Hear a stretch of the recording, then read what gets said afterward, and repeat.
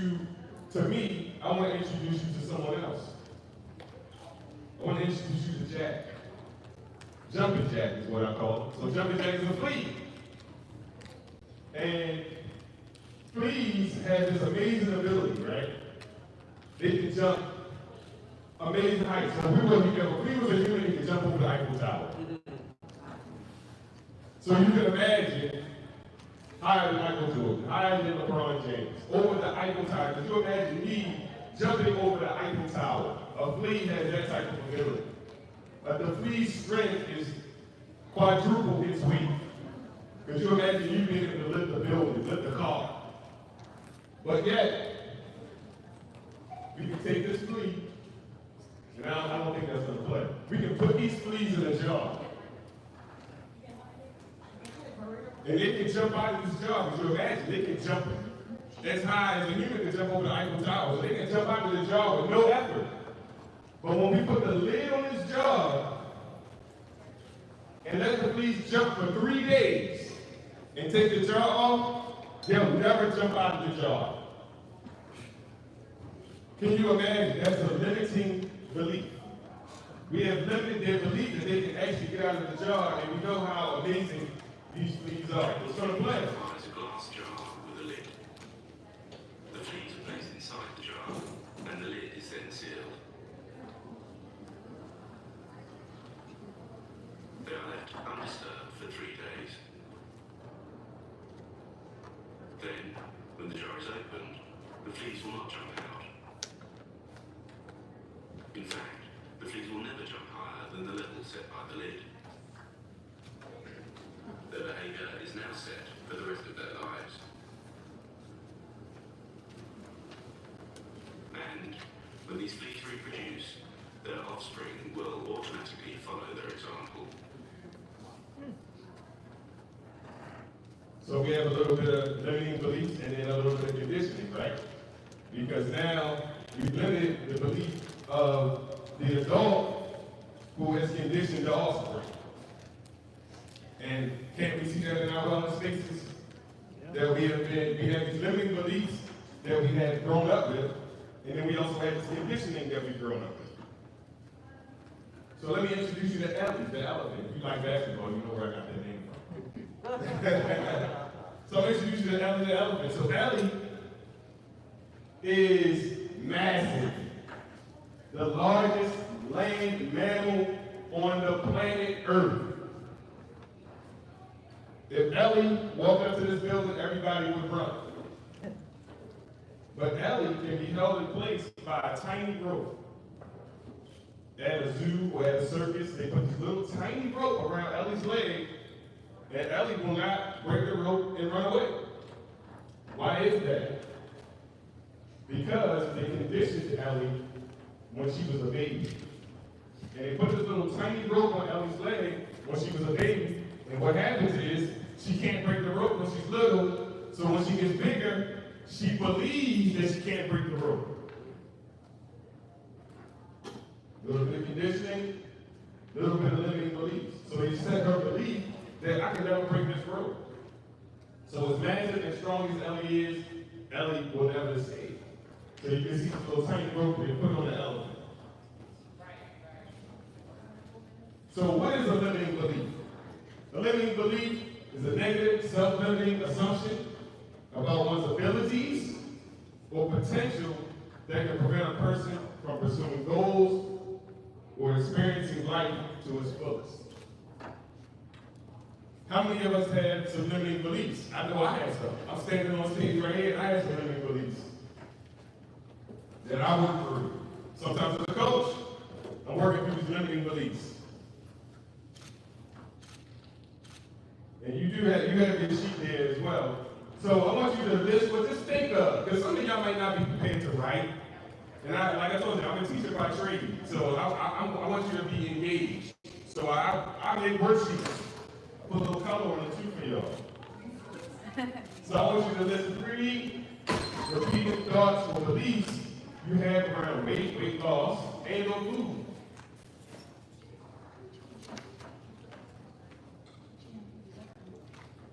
And think about those. What are some limiting beliefs then some here in a moment. And hopefully today, everything is about unpacking. When I'm teaching, it's about unpacking. Anybody got one you want to share out loud? A limiting belief? I got a young lady in the back and I got this gentleman in the front. My body don't like it. Body doesn't like it. Can't lose weight. How about I'm big bone? Take back. Oh no, not that one. All right, but that's some of the things that you hear. I'm blank. We can't live without it. Blank. That's how I wrote that. And basically how I wrote that is nationality in the middle. Because everyone believes that in their nationality, that they have some food choices that, hey, we always eat this, we'll always eat that, and we can't live without it. And what I realized is as I coach, every nationality has their food. Everyone has it.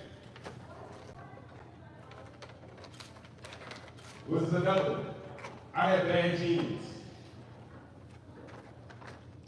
You kind of set yourself up for failure because you're like, oh, it's about my trauma genes. You know, it's just gonna happen. It's in the cards for me. I won't be able to succeed.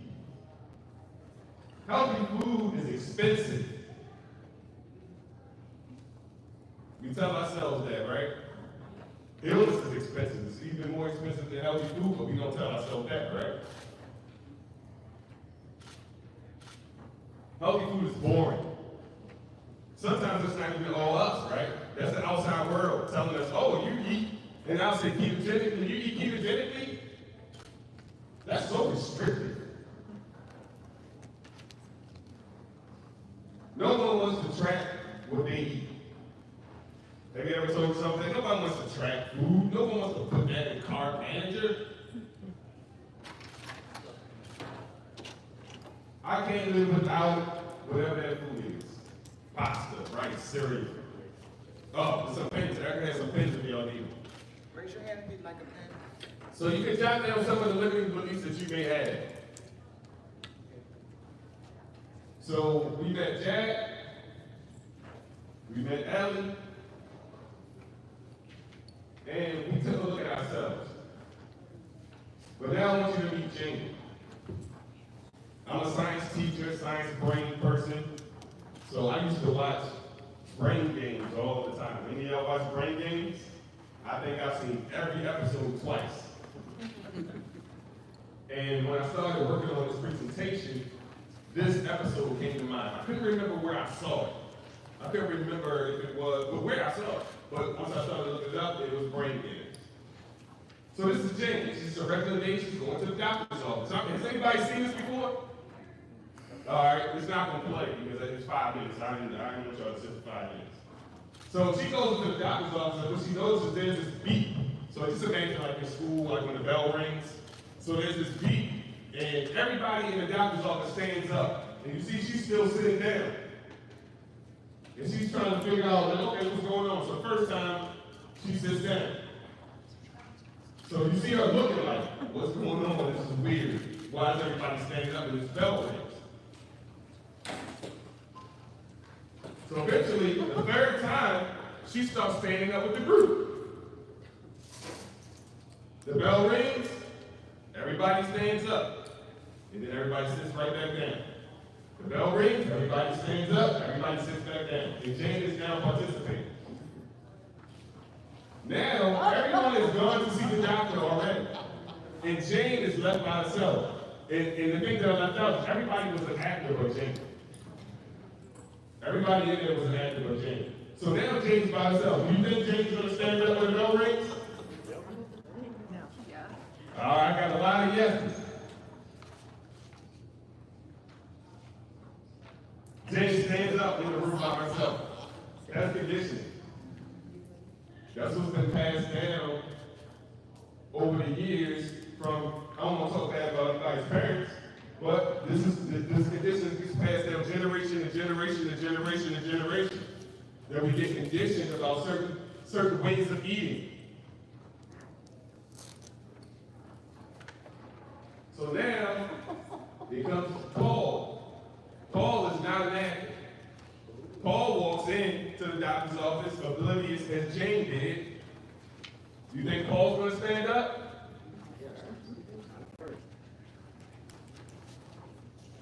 Paul doesn't stand up the first time. Then Paul looks at Jane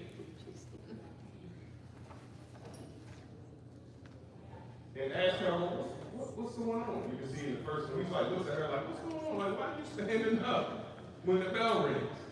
And she's like, I don't know. Everybody else did it. So I'm doing it. So the next time, Paul stood up. And they continued this over and over and over again until the room was full of new people that had never experienced that. And they were not actors or actors. So this whole room has flipped, and everybody in there standing up. That's that conditioning that creates limiting beliefs.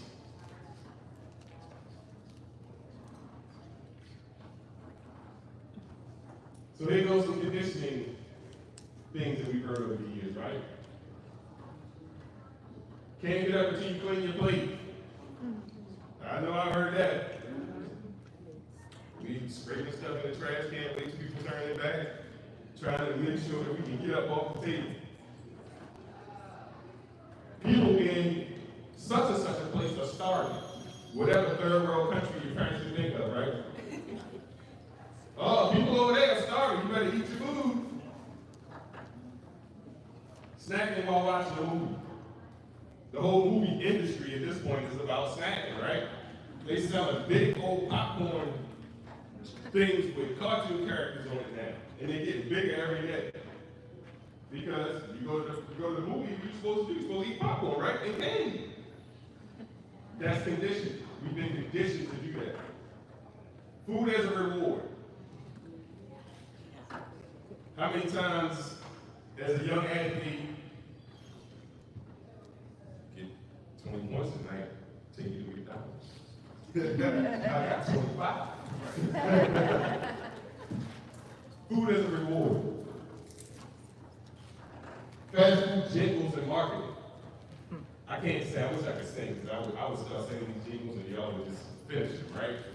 And nowadays, the ones that seem to be the most popular are the ones on medication. Let me see, can I hum it? Y'all know what that one is? I can't sing, I told you. Say somebody just said it. No, it's an old scripture. So, like, those jingles have become so popular, it used to be the food jingles, now it's the medication jingles. So eat less, move more. That's the only way. How many times in my life do people say, don't listen to this guy. All you gotta do is be in a calorie deficit. And if it was that simple, 7 out of 10 people would be obese and overweight. There's more to it. We've been teaching that for 3-4 decades, and you still got 7 out of 10 people obese and overweight. Low fat. The low fat craze ran through our society, right? We heard about the study, cherry pick, and we went through a whole low fat craze. Conditioning, we've been conditioned. The biggest conditioning was eggs. How many of you thought eggs were bad at some point in your life? I did. Because it was conditioning. It was like, don't eat eggs. How many of you thought butter was bad at one point in your life? Some of you might still think butter's bad. It's a one ingredient food item. And sometimes they add salt. But they make us believe that margarine is better and it's got 25 ingredients in it. Conditioning our minds. So breaking the cycle. So when I think about Jane could have broke the cycle, right? Because all Jane had to do was stay seated. Right? When we fed those thoughts or those things of, hey, you were English. My last name is English. You're English. We all got big guts. You know we big bone. And you just go, oh, okay, I'm big bone. I don't have to lose weight. One of the things that men might get is a lot of times the bigger your belly, people are like, oh, you eating good. You looking good, man. You eating good. And it's almost like a positive thing. But being able to break the cycle. How do we break the cycle? So there was this genius scientist at Yale who came up with the A, B, C, D, E method. And if y'all know anything about me, what did I do? I made it the Coach E method. So, look, if you look at your sheet there, the Coach E method, the first thing is the challenge, right? We've identified the challenge. The challenge is our limited thinking. So hopefully you jotted something down, or you thought of something that a limited thought that you had, even if it was just one. Just one limited thought. If you could think of 3 of them, great. If you want to unpack them all today in the next 10 to 15 minutes. So the challenge is what happened. The C in the Coach E method is challenge. What happened? What was the adversity or the trigger? For me, I don't really know what it was other than just being comfortable with not being healthy. Because there was really no consequence until there was a consequence. And my consequence was pre-diabetic. I was overweight. At 30 years old, I could still dunk a basketball, so I thought I was good, but I was 250 something, close to 260 pounds.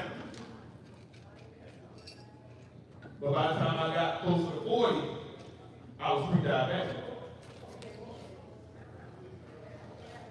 Adversity. I was dealing with some health issues. And you know what? My mom had diabetes, my dad has diabetes, my grandmother had diabetes, my grandfather had diabetes, and I always think about how I remember it. You know, there's some memories that you just had, and as a kid, sometimes it might be a joyful moment that you had when you're like 4 years old. You don't remember nothing else at 4, but you remember that moment. I remember this one moment at 8. I can't tell you nothing about me being 8 years old, but I remember my grandmother sticking a needle in her stomach. And most 8-year-olds hate needles. And I was like, Grandma, what you doing? Like, you sticking a needle in your stomach, Daddy, why, by yourself? Like, nobody's doing that for you? Like, she's like, yeah, I had diabetes. I didn't know what diabetes was at the time. I had diabetes, and I had to take this insulin. I didn't know what insulin was at the time. But I remembered that. That stuck with me for some reason or another. But you know what? I grew up to find my mother was doing the same thing. My father was taking that for me. So when I'm 40, I'm like, I got diabetes, just like everybody else in the family. And one day I thought about it, I woke up and I said, no, because it's conditioned. I've been conditioned to believe that because my grandmother had diabetes, my grandfather had diabetes, my mother had diabetes, my father had diabetes, that I am supposed to have diabetes. And I woke up one day and I said, no, that is conditioning. I've been taught that it's okay for me to do that. And it's not genes, right? Some of it can be genetic, but it's also training. Because we all eat the same. They taught me how to eat. So I'm eating the same food that they ate.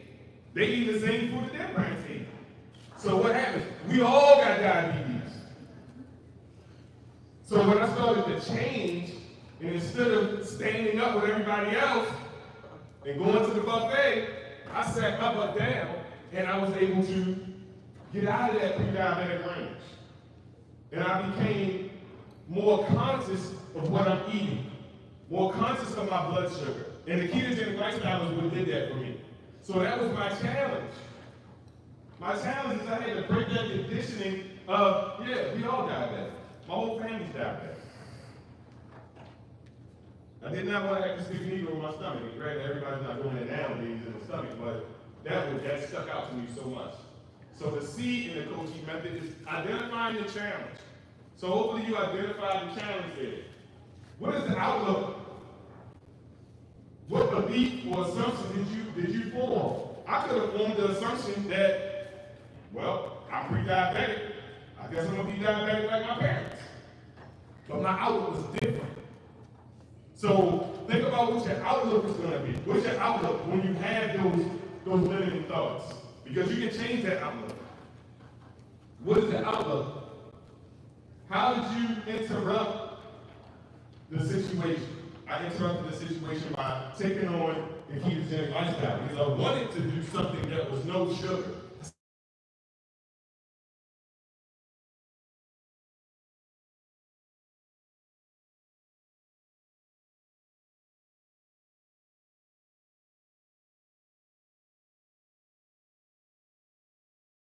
Because I'm on the internet all the time. That people think it's weird that people check their blood sugar. Like, people have gotten my comments and said, you're strange. Like, why would you be checking your blood sugar? Like, why do you have a CGM? That's weird. And my thought is, anybody should be checking their blood sugar. Because 1 out of 3 people are diabetic or pre-diabetic. So if you look to your left and you look to your right, one of y'all are diabetic or pre-diabetic. If you are a person of color, like myself, if you look to your left and look to your right, you or the person on your right is diabetic or pre-diabetic. Because it's half of people of color.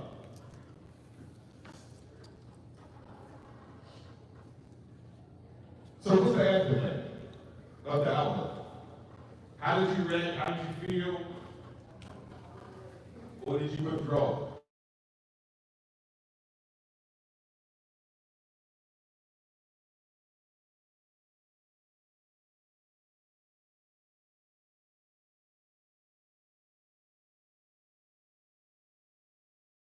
It's a counterpunch.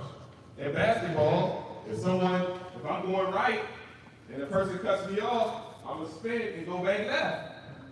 It's a counter. Just because they jump in front of me don't mean you stop me. And that's the same thing here. It's a counter. What's your counter move? What evidence disproved that belief?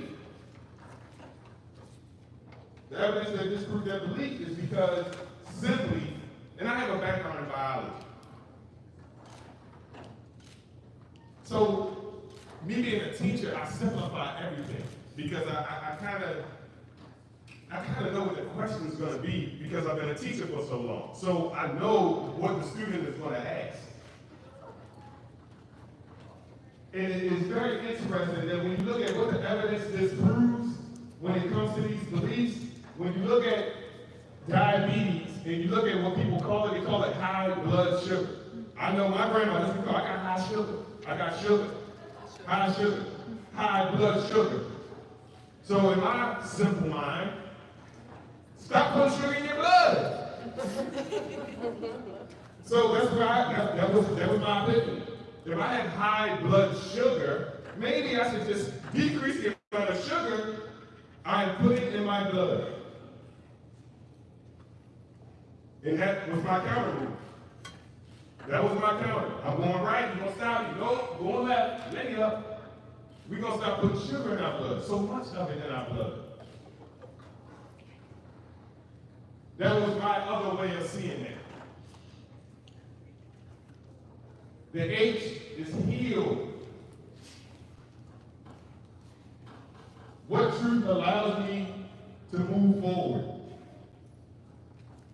What perspective brings peace, strength, or restoration? So now, on your paper in the H, you should be writing a new truth. Because the truth is not that I have to be diabetic because my mother was diabetic, my father was diabetic, my grandmother was diabetic, my grandfather was diabetic. I gotta write my new truth.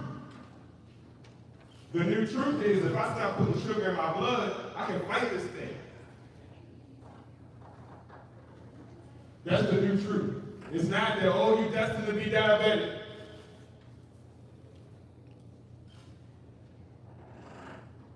The new truth is I'm gonna stop putting sugar in my blood and I'm gonna fight it.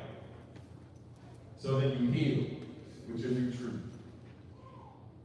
And I hope y'all, I know I'm going fast, but I hope y'all are actually writing some of these things down and attacking some of these limiting beliefs. So last, the E in the Coach E method is to execute. You gotta execute. You gotta do the thing. You can't just talk about it, you gotta be about it. So what actions can I take? I started looking at food labels. I started looking at how much sugar was in things. I actually created a grading system that I probably have not shared more enough. So if there's too much sugar in an item, it fails. And those of my students know that, hey, if it's got that much sugar, it fails. Because I'm a teacher, so I created a grading system, of course, right? A, B, C, D, E. So what action can I take to align with this new belief? The actions I've taken is I read ingredients. And I always tell people, it's a win because I've never read the ingredients on a crimpet. I've never read the ingredients on a bag of Doritos. But now I'm reading ingredients. If I'm not keto tomorrow, which is not going to happen, I have built a foundation for my health. So what's one small next step? You want to identify that next step. My next step is to continue what I'm doing and focusing on real food. And I have to keep refocusing myself on real food, because you know what? In the ketogenic space, any dietary space, you can get caught up in the packaged dietary food items, right? You can get caught up in that. So here's the chart that you can use for yourself. Maybe this was a little too quick and you want to sit down and really unpack it. I have more than enough guys. I killed a lot of trees. Too many.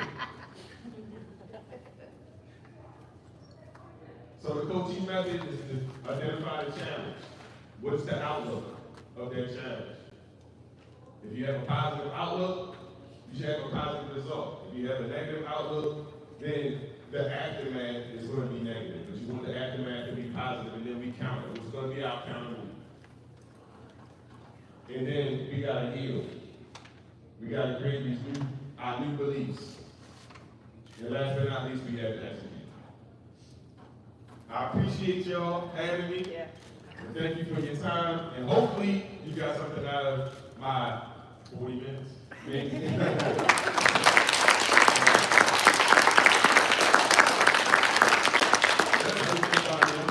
Keto on all platforms. You click the QR code, you'll be able to find me. Thank you.